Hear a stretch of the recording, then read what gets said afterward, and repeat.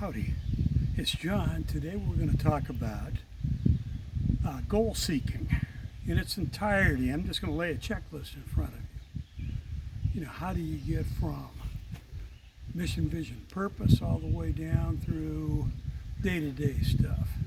And of course, mission, vision, purpose would be what you see long term, 15, 10, 5 years out, maybe even farther. The mission would be how you're going to get there. And the purpose would be, why do I even want to do it? And if there isn't enough why, if you don't embellish the why enough that you really want it, if there's not any deep meaning, then probably you aren't going to break out of your comfort zone in order to get there. So defining it, defining what you see, what you smell, what you taste, what you hear.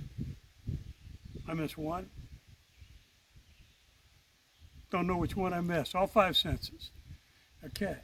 Now you take that and you begin to set up goals then over the next 5 years to the next 3 months. So we write those goals down, think big, think creatively, think dreams outside of the box, and then we take that list. 50 is what I usually try to work with, more than that, at least that if possible, and then begin to winnow those down to 25, then winnow the 25 down to 5, and now we got a working target over the next 3 months to a year, and maybe even pick the most important one. And then we start talking about how we can measure those things. How can we track them? And setting up some form of tracking mechanism. Then we do a goal planning sheet on each one of those, a GPS. If you want one of those, send me a message. I'd be glad to send you one. Then we take that and even break those action steps down into things that I need to make happen on my schedule. Those are high payoff activities that drive our goals. I've got to carve enough time in to do those.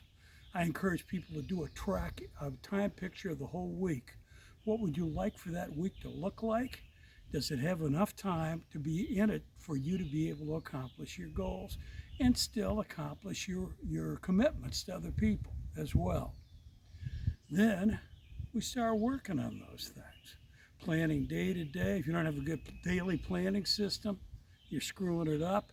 You need to have a time frame, a timeline for each day, and then load in the things that are imperative, that are jumping out at you, and also blend in your longer term things, quadrant 2 things that aren't urgent, as well as quadrant 1 things that are urgent. Then we need to create some kind of system where I can block out interruptions, set your bunker up so that you are not bombarded by stuff that takes you off center. That's a rough idea of what that checklist would look like. Again, email me or send me a message, and I'd be glad to send you some forms that would do that. That's what I've got for today. We'll catch you next time.